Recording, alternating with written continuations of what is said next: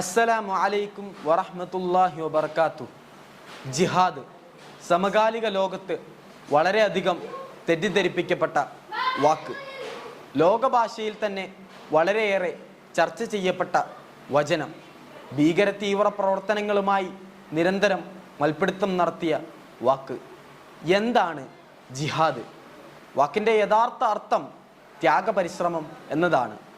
ഒരുവൻ ഒന്നിനെ അതിയായി ആഗ്രഹിക്കുകയും അതിനുവേണ്ടി നിരന്തരം കഠിനാധ്വാനം നടത്തുകയും ചെയ്യുന്നതിന് ജിഹാദ് എന്ന് പറയാം.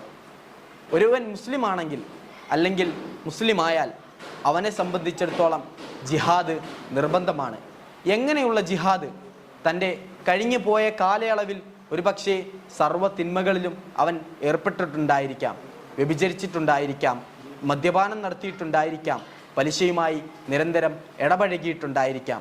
അവനെ സംബന്ധിച്ചിടത്തോളം ഇസ്ലാമിലേക്ക് വന്നതിന് ശേഷം അത് മുഴുവനും വർജിക്കുക എന്നത് ഒരുതരം ത്യാഗപരിശ്രമമാണ്, ജിഹാദാണ്. പരിശുദ്ധമായ ഖുർആനിലൊരു വചനമുണ്ട്, വജാഹിദുഹും ബിഹി ജിഹാദൻ കബീറ. ഏറ്റവും വലിയ ജിഹാദ് അത് ഖുർആൻ കൊണ്ട് ജിഹാദ് ചെയ്യലാണ്. എങ്ങനെയാണ് ഖുർആൻ കൊണ്ട് ജിഹാദ് ചെയ്യൽ?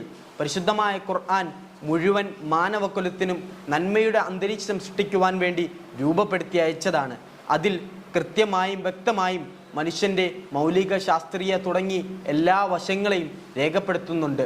അതിനെ മുഴുവൻ മാനവകുലത്തിനും എത്തിക്കുക എന്നത് തീർച്ചയായിട്ടും ഒരുതരം ജിഹാദാണ്, ത്യാഗപരിശ്രമമാണ്. അങ്ങനെയുള്ള ഒരു വാക്കിനെയാണ് പലതരത്തിലും ഒരു സമുദായത്തിൻ്റെ ബ്ലാക്ക് മാർക്കിന് വേണ്ടി പലതരത്തിലും ചിത്രീകരിച്ചു കൊണ്ടിരിക്കുന്നത് എന്ന് ഓർമ്മപ്പെടുത്തുന്നു.